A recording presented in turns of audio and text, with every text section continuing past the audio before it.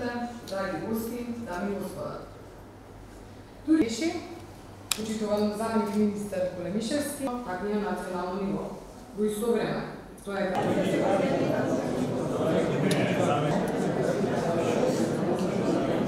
стопанственици, драги угостители, дами и господа. Дозволете ми да ви го честитам 27 септември, за економија, во чест на овој ден. Добар ден на сите. Денеска сме тука за да го прославиме денот на туризмот.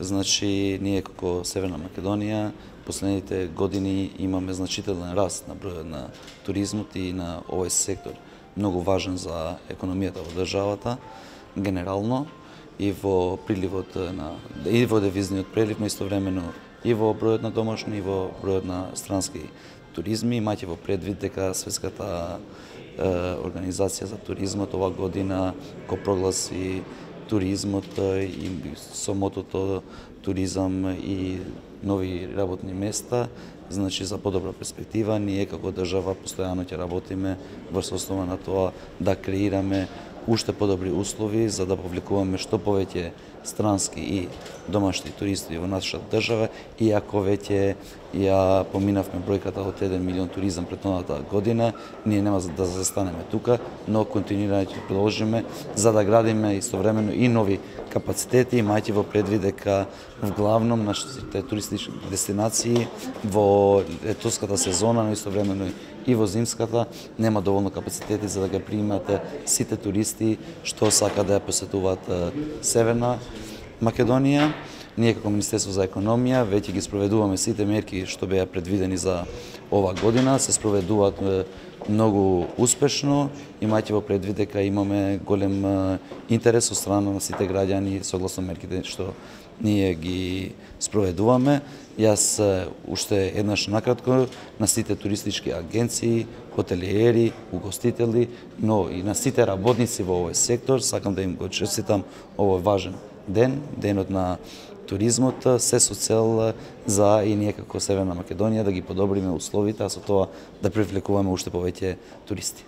Пред половина година најавивме дека ќе има законски измени за воведување 100.000 евра гаранција, банковна гаранција за отворање туристичка агенција, па каде работи?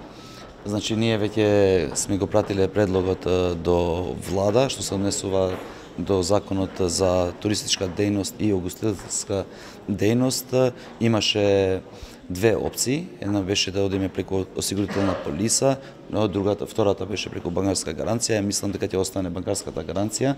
Моментално чекаме мислење од страна на Министерството за финансии за да можеме да го усвоиме во влада овие законски решенија. Имајќи во предвид дека разговаравме со сите осигурителни компании во нашата држава кои не беа готови за да дават такви полиси. Министре, како ќе се одрази банкротот на Томас Кук врз работењето на некои туристички агенции кои што се работува и хотелиерите главно од Охрид, каде што имаше гости од таа агенција?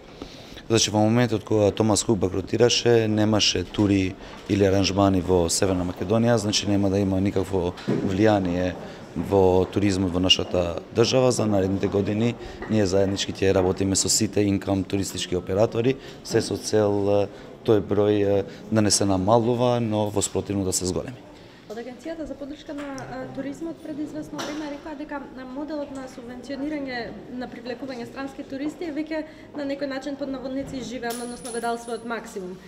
Имаме ли некаква стратегија за друг тип мерки? Не, работиме конкретно на замена на постоечкиот модел на субвенционирање на туристички агенции или пак на туроператори што носат странски туристи во нашата држава. Веќе сме во разговори и со Хотам, кои доставиле некои предлози, ние ќе ги разгледаме во најкраток можен момент и секако дека ќе излеземе со нов модел на субвенционирање.